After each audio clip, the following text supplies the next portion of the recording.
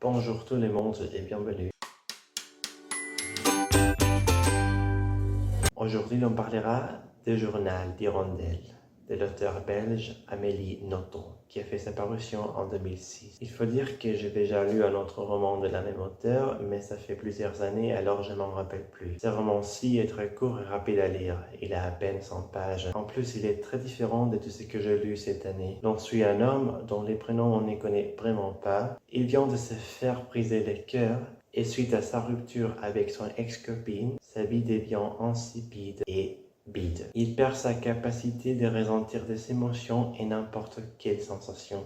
Alors il essaie de trouver un boulot plus en accord avec cette nouvelle vie et ses manques d'émotions. Et il décide de devenir tueur à gages. La toute première fois qu'il assassine quelqu'un, il ressent une montée d'adrénaline, une sorte de joie ou de plaisir pour la première fois depuis qu'il a perdu la capacité de ressentir quoi que ce soit. Alors il y devient un peu accro et il décide donc vite de commencer à tuer d'autres gens. Il est difficile de, comprendre la logique qu'il suit. Il ne fait pas la différence entre ce qui est bien et ce qui est mal. En plus, il ne regrette rien. Il insiste quand même sur le fait qu'il ne peut pas se considérer en tant qu'un tueur en série, car il ne choisit pas ses victimes. Il les tue au hasard et sans y réfléchir, sur les champs. Mais un jour, on lui confie une mission qui va tout changer et il va donc subir une métamorphose. Il doit assassiner un ministre et toute sa famille. Lors de la mission, il rencontre ses victimes face à face pour la toute première fois et il est à la fois dérouté et fasciné par les comportements d'un de ses victimes.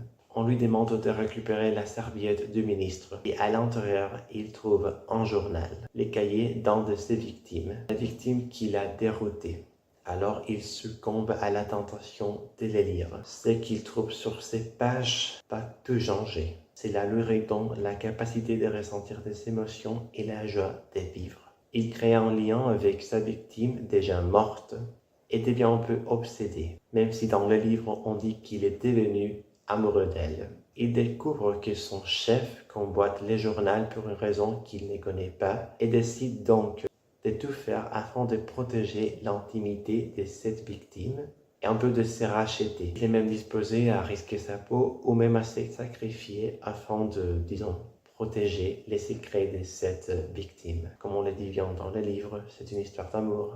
Dans les épisodes, on était mélangés par un fou. Bien que les comportements et quelques pensées de l'assassin puissent nous bouleverser, je crois qu'il s'en vaut la peine de lire le livre. Simplement parce que ça nous pousse à réfléchir sur l'importance des émotions et de l'empathie, et aussi à penser aux limites de la morale. Cela nous invite à réfléchir sur la capacité humaine de ressentir des émotions et à nous demander jusqu'où on serait prêt à aller afin de ressentir n'importe quoi, mais quelque chose. C'est pourquoi je pense que ce n'est pas tellement important de connaître les prénoms du personnage, mais plutôt tout ce qu'il représente, avec cette métamorphose de l'âme, cette rédemption, un peu maladroite quand même. Ce n'est pas mon livre préféré de cette année, bien sûr, mais cela en vaut la peine de le lire. Alors je vous invite à le faire si vous ne l'avez pas encore fait. Et si vous l'avez fait, vous pouvez bien écrire un commentaire pour me dire ce que vous en pensez. Vous pouvez également partager d'autres livres de la même auteur pour les recommander. C'était tout pour l'instant, j'espère que vous avez bien aimé et on se voit très bientôt